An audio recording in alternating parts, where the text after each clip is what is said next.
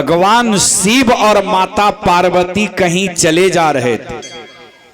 चलते चलते एक नदी किनारे पहुंचे। अब नदी पार करके उस पार जाना है। तभी मां पार्वती क्या देखती है कि एक मछुआरा है। मां पार्वती देखती है कि एक मछुआरा है और कुंटल के कुंटल मछली मार मार करके सूंघी सुखा रहा है। यानी अरबों खरबों की संख्या में जीव हत्या किया है वो। इस दृश्य को देखकर माता पार्वती कहती हैं, पतिदेव, हे स्वामी, देखिए ना ये महापापी। माता पार्वती अपने स्वामी, अपने पति भोले बाबा से कहते, स्वामी देखिए ना ये महापापी, ये अरबों खरबों की संख्या में जीव हत्या किया है। कुंटल के कुंटल मछली मार के ये सूंघी सुखा रहा है। ये महापापी, इनका जब शरीर छूटेगा तो इनकी आत्मा की कैसी दुर्दशा होगी। माता पार्वती अपने पति भगवान शिव से यह सवाल, तो भगवान शिव कड़ी आवाज में डांट दिए पार्वती को, चुप रहो पगली कहां की, रास्ता पैरा जो जहां जो मनाया पूछ देती है, इसको क्या होगा तो उसको क्या होगा। अरे ये संसार कर्म क्षेत्र है, जो जैसा कर्म करेगा उसका फल उसको भोगना पड़ेगा। चलो हम लोग जहां जाते हैं। पार्वती बेचारी चुप हो गई कि मेरे पति अभी गुस्साए हुए हैं, इसलिए विशेष बात बढ़ाना ठीक नहीं। शांत हो गई पार्वती। जिस काम से दोनों पति पत्नी जा रहे थे, काम करके फिर घर वापस आ गए। बरसों बाद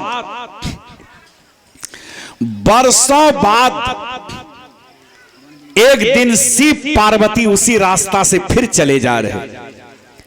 जब जा रहे थे तो उस बार जब नदी किनारे पहुंचे तो माता पार्वती क्या देखती हैं कि एक गधा है और गधा के पूरे बदन में घाव हो गया है। और घाव ही नहीं, बहुत बड़ा बड़ा पिल्लू भी फर गया है। वह सारा पिल्लू गधा के शरीर के मांस को नोच नोच करके खा रहा है। गधा छटपट कर रहा है। उसका कोई चारा नहीं चलता, कोई देखने वाला भी उसको नहीं है, कोई देखने वाला भी नहीं। गधा छटपटा रहा है, उसकी मृत्यु भी नहीं होती है, बहुत कष्ट में उनका प्राण है। इस दृश्य को जब माता पार्वती देखी तो माता पार्वती कहती हैं, पतिदेव आप कितना निर्दयी हैं। भगवान शिव कहते हैं, अरे क्या हो जाता कभी कभी तुमको, कैसे हम निर्दयी हैं, बता क्या कष्ट दिए तुमको, क्या तकलीफ दिए। पार्वती कहती है, मैं अपने विषय में पतिदेव नहीं पूछ रही हूं। का तब किसके विषय में? का देखिए तो ये गधा का प्राण कितना संकट में है, कितना कष्ट में इसका प्राण है। पतिदेव, ब्रह्मा का काम है सृष्टि करना, विष्णु का काम है पालन करना, और आप शिव का काम है संहार करना।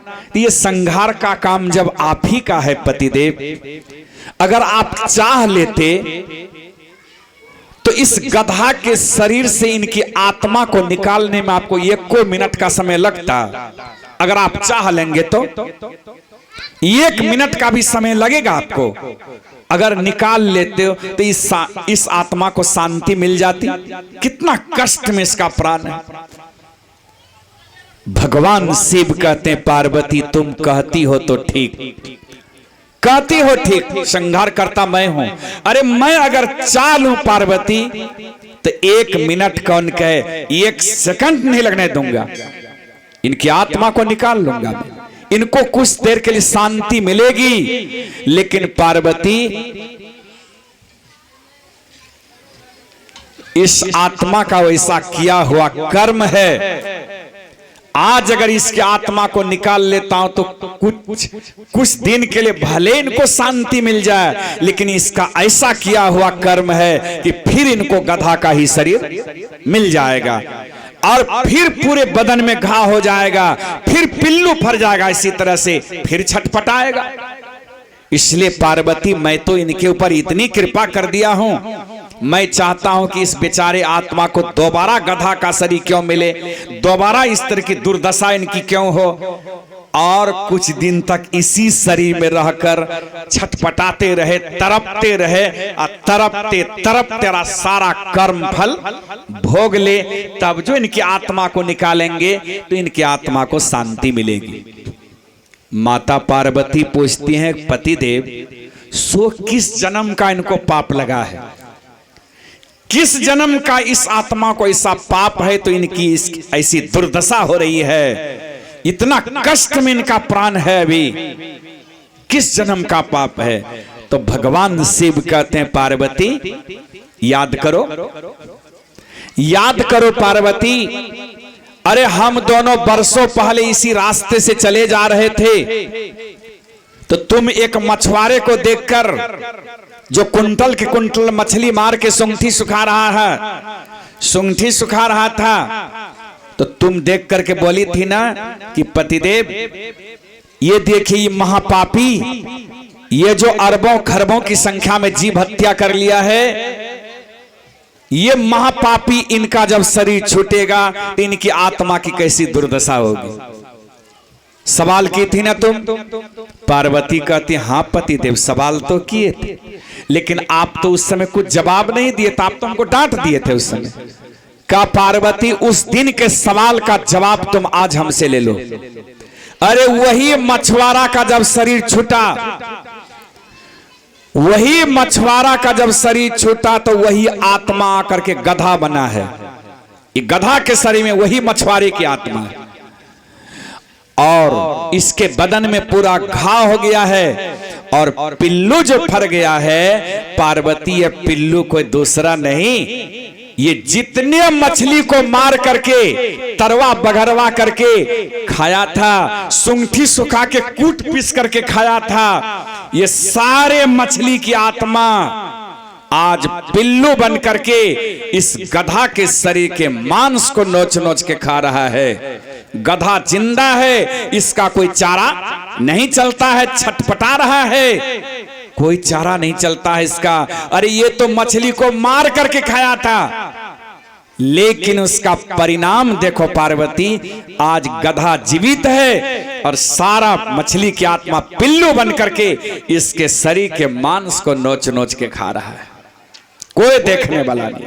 ये संसार कर्म क्षेत्र है पार्वती, यह संसार कर्म क्षेत्र है। यहां जो जैसा कर्म करता है उसका परिणाम उसको वैसा ही भोगना पड़ता है, भोगना पड़ता है, भोगना पड़ता है। इसलिए हम लोगों को संभल संभल के कर्म करना चाहिए। मनुष्य का शरीर मिला है, देव दुर्लभ हीरा रत्न रूपी अनमोल शरीर है। इस मनुष्य के शरीर को पाकर भगवान का भजन करके अपने आप को जन्म मरण के चक्र से छुड़ा लेनी चाहिए। नहीं तो पाठ के करी में हम लोगों ने सुना है, ताही कब हो भल कहि न कोई, गुंजाग्रह परस मन खोई।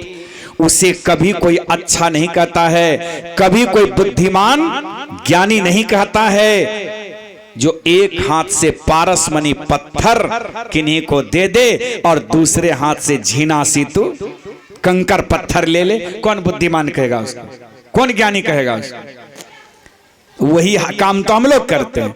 इतना सुंदर देव दुर्लभ हीरा रत्न रूपी अनमोल मनुष्य है, इसको हम लोग संसार के विषय में गमाते जा रहे हैं, गमाते जा रहे हैं।